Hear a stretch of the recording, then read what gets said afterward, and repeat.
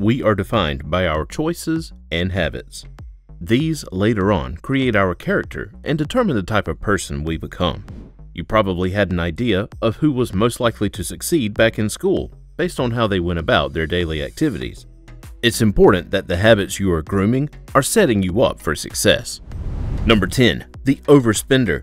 The general financial advice is to live below your means and to spend less than you earn. The overspender disregards that advice and blows through every income they have. Their general life motto is easily summed up as go big or go home. They have no savings and do not live on a budget. They are impulsive shoppers and consider shopping or accumulating things a personality trait. The overspender only feels better about life when they have maxed out all their cards and accounts. It's no wonder that they will never be rich. Unfortunately, they also prefer to spend their money on non-essentials and can throw plenty of money into getting a car they can't afford to maintain because it boosts their ego. It is always a terrible strategy to spend like there's no tomorrow because tomorrow will surely come, unless otherwise, and you never know when you will need to use the money. You don't need to have 30 pairs of shoes if you can barely afford your rent. Exercise some control, have a spending freeze, or make a budget and stick to it. Number 9. The Carefree. Some people prefer to take life as it comes at them. They imagine that they have no control and therefore take no control of their financial spending. They perfectly embody the term happy-go-lucky. Therefore, they never make or execute plans to help them build their finances even when they have the means to. Why save for the future when the future can take care of itself? Who needs an education when they can have fun today? For them, life is all about the now. They'll cross that bridge when they get to it. The Carefree believe that if they are good and not hurting anyone, life will go on the way they want. If you have lived for at least a decade on this green earth, you know that good and bad things happen to all people, all the time. You can't afford to be detached from your finances. No one is going to save you or pay off your debts. Even if you have the world's most loving parents and friends, there's only so much they can do in running your life.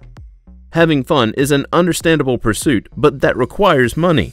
Taking more initiative does not make you a wet blanket. It makes you wise. Meet with financial advisors and lay down a plan for your finances. Number 8. The Dreamer. Have you ever heard the saying, great talkers are great liars? The same could apply to great dreamers who do not fuel their big plans with action. They plan for large sums of money before they even get it. They are great at painting a picture and making you believe what they can accomplish. They talk about the things they are going to achieve at great length. The dreamer is filled with great ideas on how to improve their finances. They know the investments they should make and how profitable their dream business will be. They live in the future and ignore the present.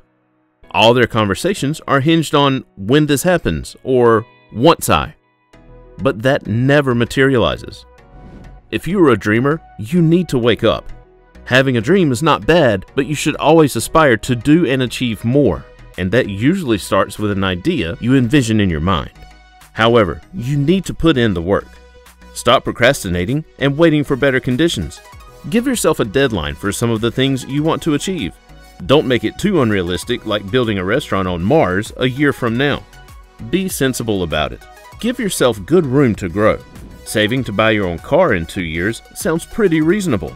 Have a goal that gives you the energy to get up and do what needs to be done. Number 7. The Worriers. Worrying about money is mostly normal. Everybody worries about it sometimes. Will I have enough to cover this month's payments? Is this the right investment or the best I can do with my money? Because there are so many options to choose from, we end up overthinking the ones we make and worrying about them. This becomes a problem when your worrying prevents you from making decisions and moving forward.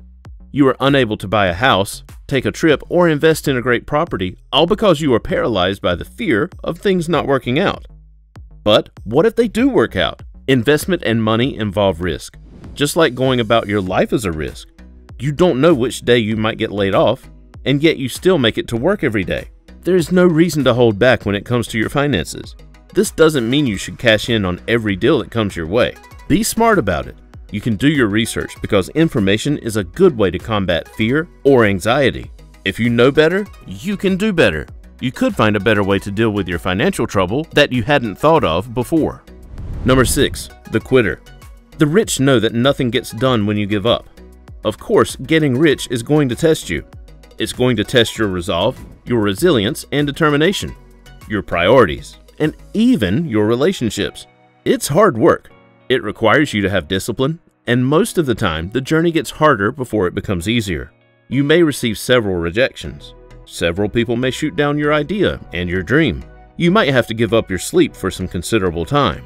You will have to study harder and smarter than everyone else in the class. If you're not ready to put in the work, you are not ready to be rich. Most people give up because they set huge goals and wear themselves out trying to accomplish them in the shortest time possible. Getting to your goal is a marathon, not a sprint. So what if they opened up their store within a year of making their plan? Everybody has a unique journey, and the rich know that. Their only competition is themselves. Purpose to do better than you did yesterday. That's progress and will encourage you to do more. Number 5. The victim. The victim is the type of person who wallows in self-pity over everything. They are quick to cast blame elsewhere for why they are still doing poorly. They love to tell stories of how life turned against them. That teacher that gave them a bad grade so they can't succeed. The employer who cut their pay 12 years ago, which ruined their plans, and how their parents weren't as rich. They are quick to point out the advantages in everyone else's life but their own. Yes, your best friend finished top of their class and received a large inheritance, but you also have 2 hands and great creativity that you can put to work. You can make excuses or make money, not both. We don't always get to pick what situations we will walk through in life, but we do get to choose how we react to them. There are plenty of stories of people who turn crisis into an opportunity. No one ever achieved anything by complaining. Forget the blame game and start making money. Magnify your strengths. If you are very organized, maybe you could be a doctor. If you've tried to play basketball and have failed, it doesn't make you a victim, it just means that you are better suited in another field. Number 4. The loner. Some people want to go into business or make money alone. They assume that this helps them reduce costs and also doesn't weigh them down when people come to collect favors. While these are solid reasons, people and businesses thrive on connections and relationships. We all need a shoulder to lean on or a hand to pull us up at some point in life. So you need to invest in relationships. Get a mentor and go out networking. If you are able, help someone else out. You never know when you will need them to return the favor. We are better together, and that is also true for all of your financial pursuits. Doing things on your own will stress you out, which might result in health repercussions that might keep you from chasing your money. You don't need to be the HR, CFO, COO, and CEO for people to know that you are the boss. You just end up wasting time running around instead of making money. We all have different strengths, and you might find that there is someone who is better at numbers than you to handle your finances. Having other people in your journey also exposes you to other perspectives that you might never have thought about because sometimes you just can't see the problem. As a plus, having people around keeps things lively and fun. Number 3. The unambitious. We all have different goals in life. For some people, it's as simple as a good night's sleep. Sleep is certainly important, but that can't be your only goal for the rest of your life. To make money, you need to stretch far out of your comfort zone. There has to be something that drives you to do more and achieve more. Everyone needs a purpose beyond themselves. If you have no plan, you will settle for anything. Rather than doing your best to get a job that pays you 6 figures, you will be content with one that pays you a few $100s, as long as you can keep a roof over your head and enjoy the cheapest pizza. The trick to being rich is to make more money than you spend. So you need to be looking for ways to improve your income. Take on a side hustle if you can. Add a few more credentials to your resume so you can get a better paying job. Some people have said that if your dream doesn't scare you, then it's not big enough. This doesn't mean getting nightmares over what you can do, but think bigger and then you will hit more. Aim for the sun so that you fall among the stars. Number 2, the know-it-all. When it comes to making money, you need to remain teachable. You need to accept that you don't know everything about life. If you have ever talked to a know-it-all, you know how frustrating it can be. Even when they are wrong, they will still cling to their outdated beliefs. The world changes quickly, trends rise and fall, and maybe what you thought was the way to go then is not quite right in the present.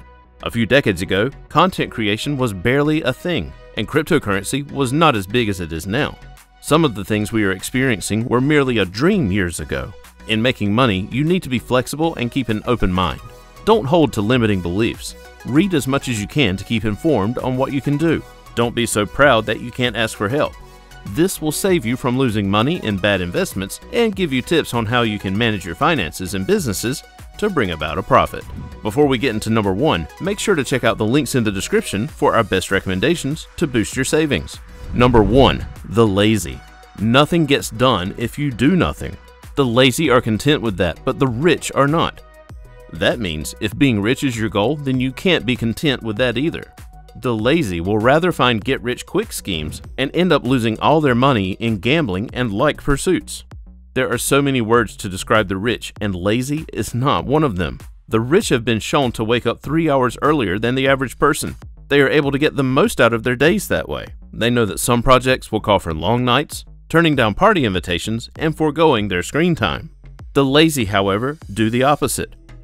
They show up for every turn up, sleep is all they think about, and they are couch potatoes or glued to their phones when they are awake. Of course, there is productive screen time, but the lazy are all about their entertainment. Even if they have financial plans and goals, they will never have the energy or zeal to execute them. They achieve nothing and will never be rich.